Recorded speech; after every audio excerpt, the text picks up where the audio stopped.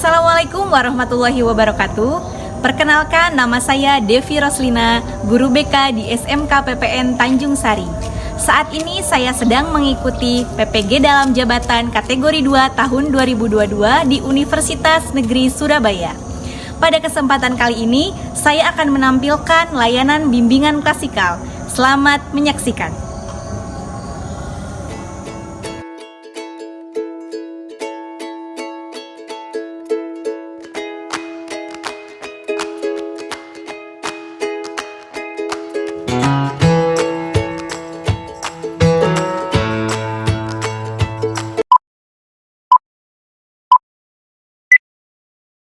Bismillahirrahmanirrahim. Assalamualaikum warahmatullahi wabarakatuh. Waalaikumsalam. Selamat pagi anak-anak. Pagi. Gimana kabarnya hari ini? Baik. Ibu akan menyuruh Diki untuk memimpin doa terlebih dahulu. Boleh? Sebelum belajar, mari kita berdoa dalam hati. Berdoa mulai.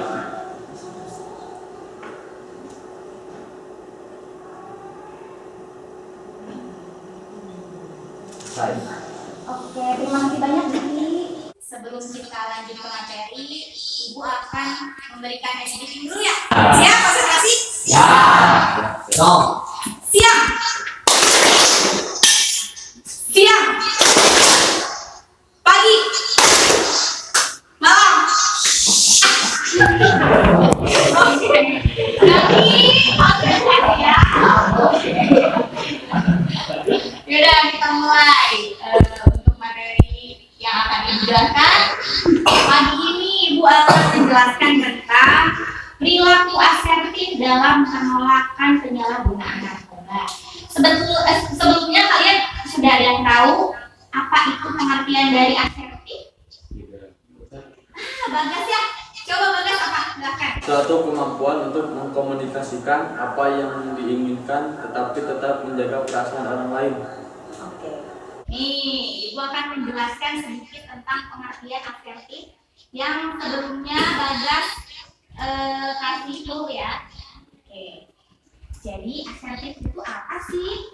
Jadi asertif itu merupakan perilaku atau suatu kemampuan untuk mengkomunikasikan apa yang diinginkan, dirasakan, dan dipikirkan kepada orang lain, namun dengan menjaga dan menghargai hak-hak serta perasaan pihak lain. Nah, jadi intinya gini, kalau misalkan kita ada pendapat, kita boleh berpendapat, tapi dengan tetap menjaga perasaan orang lain.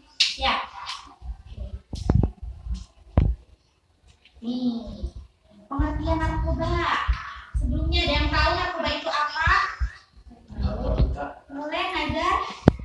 Narkoba, bisa disebut nafza, adalah nama lain dari narkotika, psikotropika, dan zat-zat lainnya.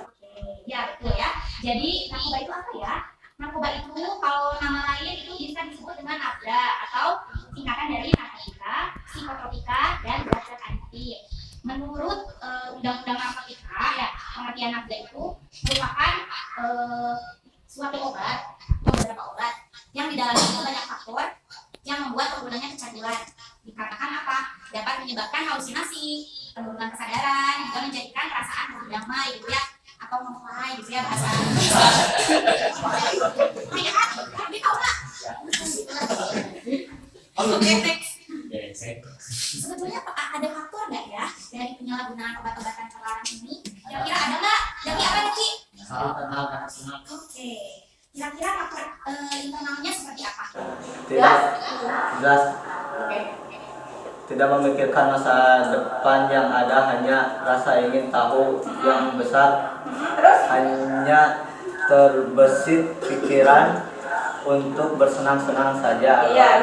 Terlihat gaul dan tidak ketinggalan gaya. Atau trendy. Terus? Untuk diterima di dalam lingkungannya, akhirnya ikut terjerumus. Nah, misalkan ya Zaki, aku pengen ikutan geng ini, tapi geng ini punya apa istilahnya kondisi yang toksik gitu ya.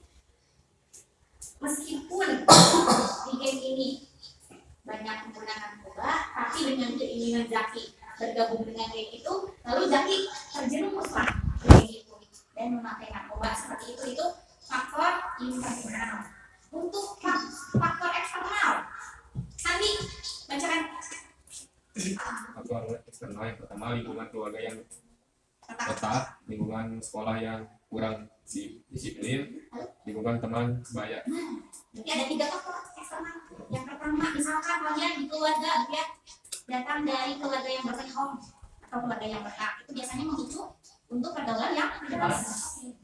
Lalu yang kedua, lingkungan sekolah yang kurang disiplin, di mana sekolah itu tidak menekan kata tertib. Misalkan ya udah kalau misalkan anak-anak ada yang bawa batu-batuan gitu ya, dibiarkan, tidak kurang disiplin sekolahnya.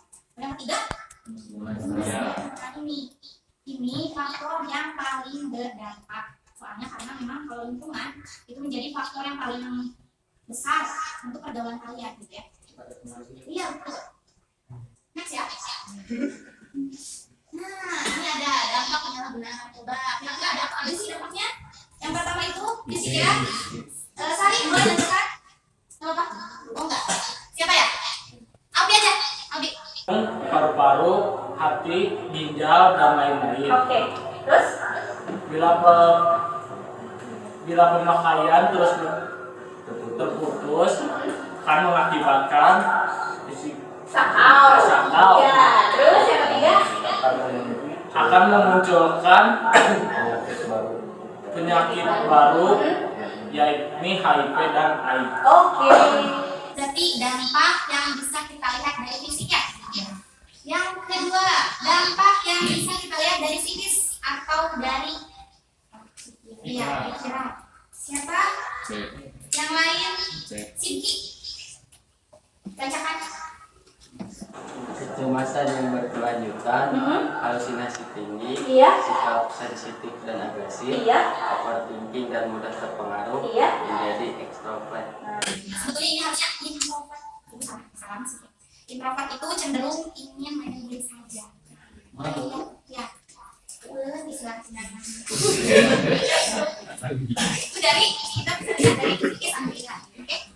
Lalu yang ketiga dari apa ini?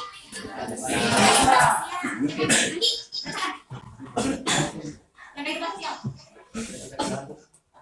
Yang pertama boleh dibantu ya. Sering melakukan berbagai cara dan alasan untuk membolos. Nah, di sini siapa yang sering membolos? Bisa. Gara-gara satu mungkin ya. Ya, begini. Membolos ya. Terus yang kedua apa? Soalnya efek dari obat ini kan menimbulkan halusinasi dan kesadarannya itu hilang. Jadi otomatis kalau misalkan untuk berbohong, ya udah nggak ada rasa malu, nggak ada rasa takut gitu ya. Itu bisa mengakibatkan ini. Betul. Lalu yang terakhir dari ekonomi.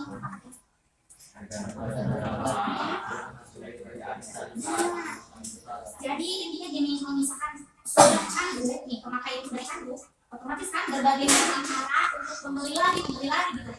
Itu membutuhkan uang yang tidak sedikit, mengakibatkan pengeluaran yang banyak. Nah, lalu yang terakhir itu katanya sulit mencari pekerjaan. Soalnya kalau misalkan memang kalian ingin langsung terjun ke dunia kerja, di situ kan sebelum masuk ada tes dulu ya. Di situ biasanya ketahuan kalau misalkan memang ada riwayat sebelumnya guna gitu. Nah itu otomatis di blacklist biasanya.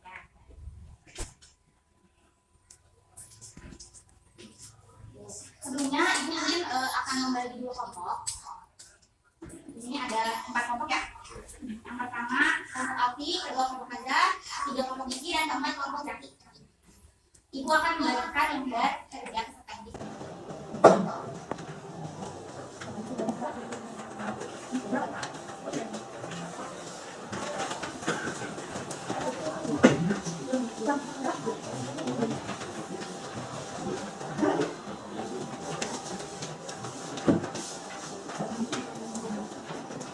Oke, itu kan ada poin-poinnya kalian tadi, itu poin kalian dan diskusikan dengan kelompoknya. Ya.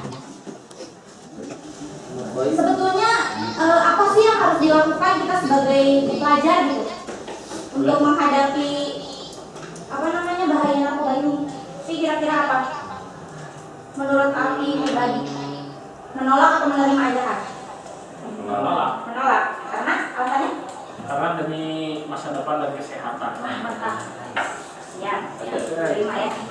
Berarti jawabannya sesuai untuk tujuan utama keterampilan asertif. Siapa ya? Mila. Oh, nggak kelihatan. Yang kelihatan siapa? Boleh. Yang pertama apa? Berbicara dengan percaya diri. Terus? Ekspresikan pikiran dan perasaan dengan jelas. Yep. Pandang wajah orang yang diajak berbicara. Ungkapkan pendapat secara jujur dan terbuka. Ya. Respon emosi sendiri dengan cara sehat. Ini bisa kita terapkan kalau misalkan ada memang teman yang akan mengajak kita untuk memakai misalkan ya. Nah ini ada 5 upaya yang bisa kita terapkan supaya teman yang mengajak kita untuk terjerumus ke lubang yang tidak diinginkan bisa tertutup. Nah, dari sini apakah ada yang ditanyakan? Boleh. Ada yang ditanyakan, didiskusikan, boleh. Bebas. Kalian sedang memegang lembar kerja peserta didiknya kan? Ibu juga akan share link yang harus kalian isi di Google Form untuk mengetahui evaluasi hasil dan proses pembelajaran hari ini. Ibu sudah kirim ke Nazar. Nanti Nazar share juga ke teman yang lain. Boleh dicek handphonenya. Oke, sebelum ibu tutup, ibu akan menayangkan sebuah video atau film pendek tentang bahaya narkoba. Boleh disimak semuanya? Handphonenya disimpan dulu ya.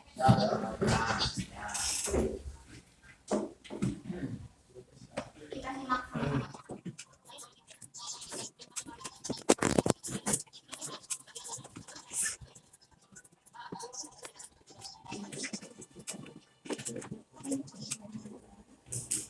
Boleh didiskusikan sama teman-temannya.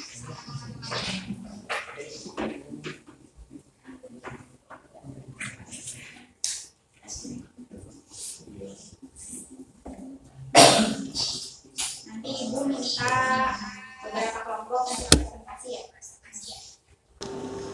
Sungguh. Ya, boleh. Jadi pertanyaan nomor 1 adalah setelah melihat dan mendengarkan secara singkat penjelasan dari guru BK, diskusikan dalam kelompok untuk pertanyaan-pertanyaan di bawah ini. Nomor 1 itu, menurut pendapat kelompok kalian, apakah yang dimaksud dengan narkoba? Jawabannya, narkoba adalah zat atau obat yang berasal dari tanaman maupun sintetis ataupun semi sintetis yang dapat menyebabkan penurunan atau perubahan kesadaran, hilangnya rasa kesadaran, mengurangi bahkan sampai menghilangkan rasa nyeri, dan dapat menimbulkan ketergantungan. Mungkin ibu mengucapkan terima kasih banyak juga untuk waktunya. Terus untuk kesalahan perkataan atau perilaku ibu yang mungkin membuat kalian sakit hati, mohon dimaafkan ya. Semoga pembelajaran ke depan kita bisa menjadi lebih baik lagi. Untuk pelajarannya selanjutnya kalian harus tetap semangat meskipun pulangnya sore. Berarti Ibu akhiri materi hari ini, boleh dipimpin doa oleh Ibu lagi sebelum kita mengakhiri pelajaran hari ini. Sebelum mengakhiri pelajaran, mari kita berdoa. Berdoa mulai.